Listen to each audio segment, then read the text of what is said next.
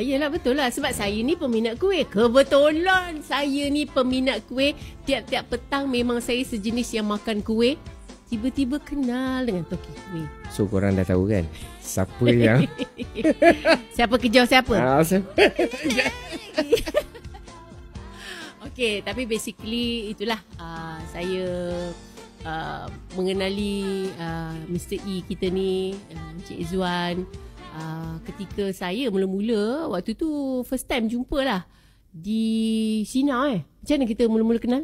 Kita jumpa tu dekat Radio Sina, betul? Radio Sina. Waktu tu kan, boleh tak saya share? Ceritalah sikit. Tapi cerita benar cerita benar. Of course, yang sebenar-benarnya.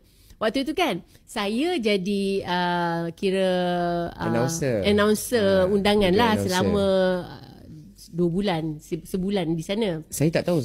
Saya datang tu memang saya tak tahu bahawa ada. Okey. Tak payah berlagak sangat. Okey. Lepas tu, saya ingat lagi Falik waktu tu. Falik kata, lepas ni kak, saya nak kenalkan akak dengan seseorang. Dia ni sama dengan akak. Dia kata, sama kak, sebiji kak. Okey. Dalam kenal. Pemikiran awak waktu tu apa?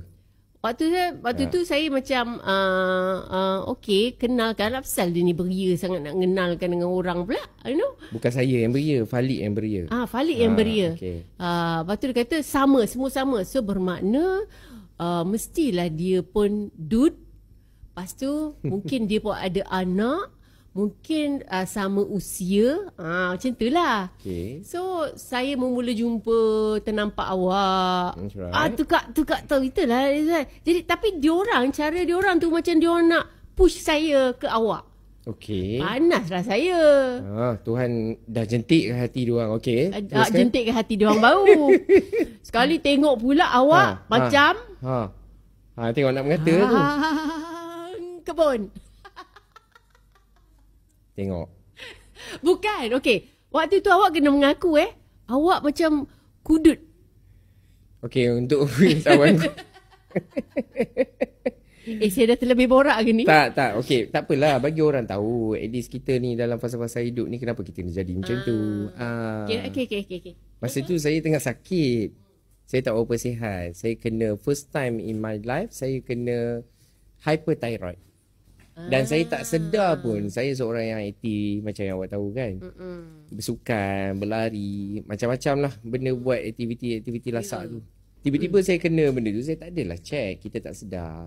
So benda tu berlarutan, bila tak dirawat tu dia akan efek lah kita punya fizikal. So basically waktu saya jumpa awak tu, awak tengah kurus sangat kot. Kurus yang congkong muka. Bila kita kurus, kita akan gelap sikit. Dah lah kurus congkong, lepas tu gelap pula. Lepas tu orang kening-kening pula saya dengan awak. Memang saya marah lah awak. Saya siap tarik tepi Falik. Saya kata, Falik jangan tak suka jangan macam tu. Okey, itu tara sakit.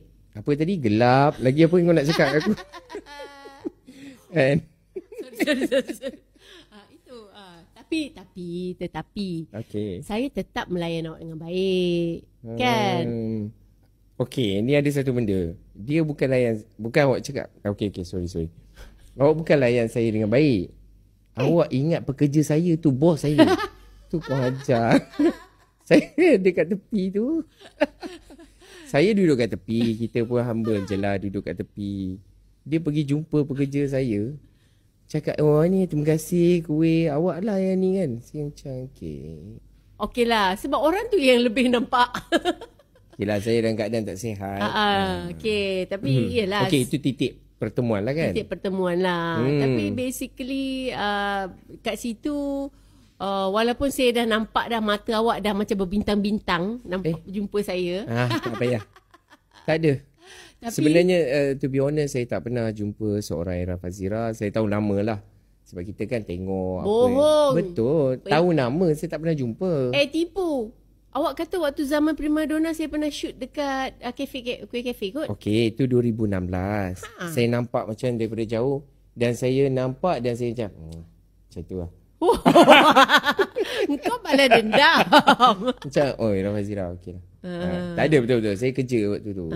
So saya nampak, you all shoot. Tak adalah nampak berhadapan macam tu.